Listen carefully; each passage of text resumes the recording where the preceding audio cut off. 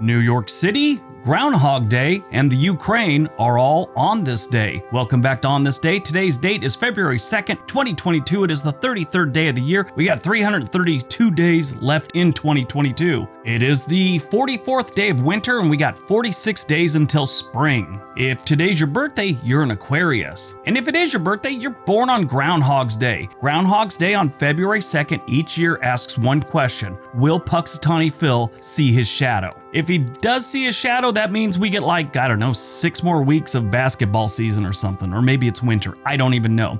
This day is celebrated each year in the United States and in Canada. I often watch Groundhog Day with Bill Murray on Groundhog's Day. Just feel like I accomplished something. All right, let's see what else February 2nd has given us. 1653, New Amsterdam is incorporated. It later becomes known as New York City, or the City of New York is what it was originally called, and now we just call it kind of New York City. 1709, Alexander Selkirk is rescued after being shipwrecked on a deserted island and inspires Daniel Defoe's classic adventure book, Robinson Crusoe. 1876, the National League of Professional Baseball Clubs of Major League Baseball is formed. Thank God they shrunk that name down a little bit to Major League Baseball. The National League of Professional Baseball Clubs of Major League Baseball. Wow. 1887, in Punxsutawney, Pennsylvania, the first Groundhog Day is observed. 1913, Grand Central Terminal opens up in New York City. 1922, Ulysses by James Joyce is published. I took a literature class and had to read this. It didn't do anything for me. I know it's a classic novel and everyone thinks it's great. I think I got about 3-4 chapters into it maybe and got the Cliff Notes. 1934, Export-Import Bank of the United States is incorporated. 1935, the first polygraph test is admitted into evidence in a murder trial for the first time in a U.S. court. 1989, the Soviet-Afghan War. The last Soviet armored column leaves Kabul, Afghanistan. 2 years later, the Soviet Union collapses.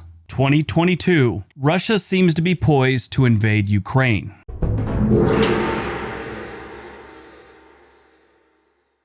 And this is a new section I thought we'd do called Right Now, and things that are happening right now in the world that might not be that clear to people that are just kind of glancing at the news. And I thought this whole Russian-Ukraine thing is a good thing to look at today and kind of explain what's going on there. And of course, I'm going to explain it in the way we do things on both my channels, very briefly and with a broad brush. There's a lot that goes into this subject, and there might be a lot of different reasons why it's happening, but I'm going to give you this take on it. If what's going on there happened in the United States, it might look something like this. Let's say we're all the United States and we include Canada and Mexico, and we just call that whole thing the United States. Well, one thing leads to another. Many years down the line, we decided to break up. Canada goes their own way, Mexico goes their own way, but so does Texas. Most of the United States kind of goes, okay, well, Canada's doing their own thing, and they were kind of their own thing before. Big deal. It sucks they're gone, but we got bigger fish to fry. Same thing goes with Mexico. But we got problems with Texas leaving. Why is Texas leaving? A lot of the people in Texas may not be on board with leaving the United States, but that's the situation they're in. A lot of Americans want Texas back in the fold. Well, at the same time, let's say the Soviet Union is now courting Mexico and Canada, going, hey, we'd like to be on board with you. Why don't we put a bunch of military in your borders right up against the United States? And that's sort of what's going on in Russia. Ukraine was part of the Soviet Union with a lot of other countries. Now, when the Soviet Union broke up in 1991, everyone was like, okay, this sucks, but this is life. Russia would like to have all those countries back in and maybe some form of the Soviet Union again, but they really want Ukraine back in because Ukraine and Russia are close. They're very close, not just culture, economically, and a lot of the people marry each other. There's a lot of Ukraine mothers and a lot of Russian fathers, and families are kind of like you have in all over the United States where you have a Mexican mom and a, American husband or vice versa, whatever. There's a lot of that goes on in Ukraine and Russia more than any other of the old Soviet Union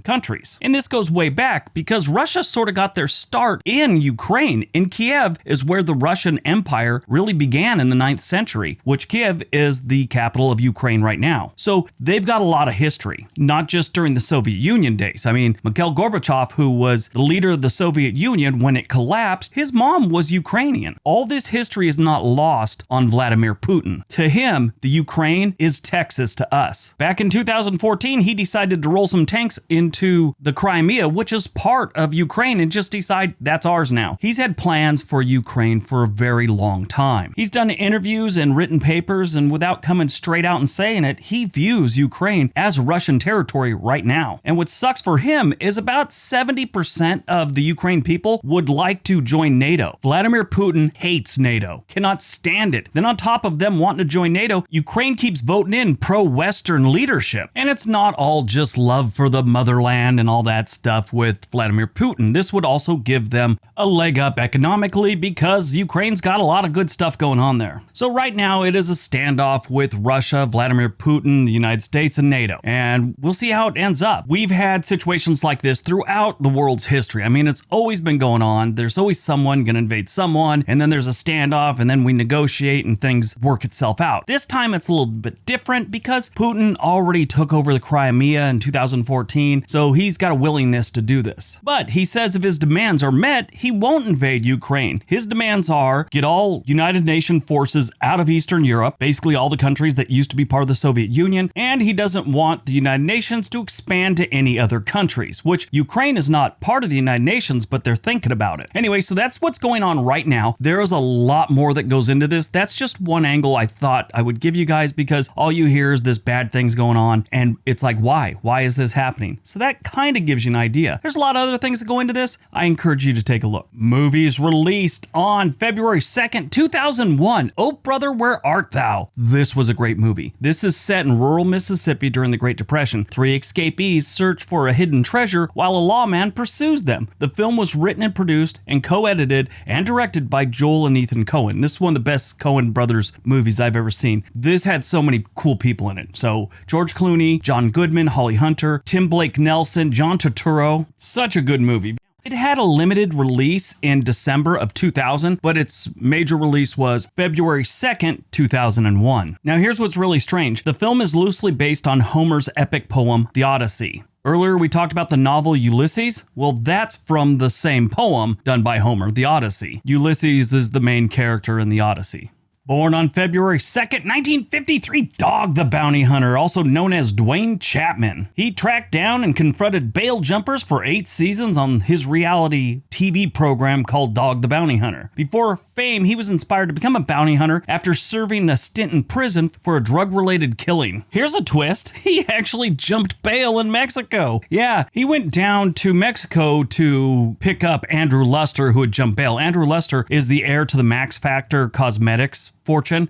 He was drugging girls and having his way with them and videotaping it. That was back around 2000. Side note, Andrew Luster will probably never get out of jail. He was finally brought back to the United States and faced a judge, and they gave him like 105 years, which he has to serve at least 85% of that time before he is up for parole. Died on February 2nd, 2013, Chris Kyle, American military sniper known for recording more confirmed kills than any other sniper in American history. He wrote the best-selling autobiography, American Sniper, which was turned into a 2014 film, and he was played by Bradley Cooper. On February 13th, he was killed by a colleague at a Texas shooting range. He had some program, taking vets to the range, shooting range, to try and get them back on their feet if they were having some problems. Well, this guy was having more problems than they thought. He ended up shooting Chris Kyle and his friend Chad Littlefield. The dude that shot him had been in and out of mental hospitals. He was suffering from PTSD and schizophrenia and all kinds of other stuff. My opinion, what I've read about it, I wasn't there, so I don't know, never knew any of these people. They should have never been out at the range with this dude. All right, that's today's video. Hope you guys enjoyed it. Hope you got some information out of it. Everyone have a great day. Be nice to each other.